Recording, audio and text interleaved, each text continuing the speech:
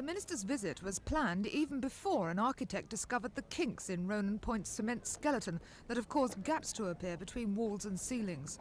The tenants, who have been clamouring for new homes for years, decided to treat their visitor gently, pointing out the horrors of tower block living, including the cracks, over a cup of tea. But there are other problems as well as the structural problems. I mean, there's things like cockroaches infest the blocks. Yes. And they've been here, you know, all the time. Blocks have been up. And for little children, it's not very nice, is it, Shelley? Yeah, like living, Nowhere to play. well, living near the top of a tower block is just no environment for a family.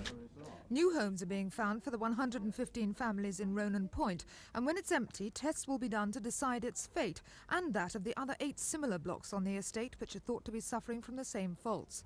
Newham want the government to put up money for rebuilding, but although sympathetic to the tenants, Sir George was making no promises. We won't give a blank cheque. We want to talk to Newham when we've got the survey, and then we'll do what we can to help. And I'm very impressed by what the tenants here have told me, and the obvious difficulties facing them in living in Ronan Point today.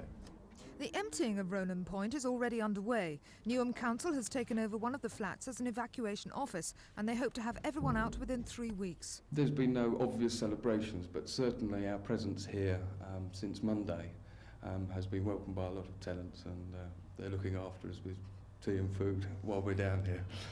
Meanwhile, the 900-odd families still living on the estate are hoping they'll be rehoused too. Ronan Point is as bad as the other 9.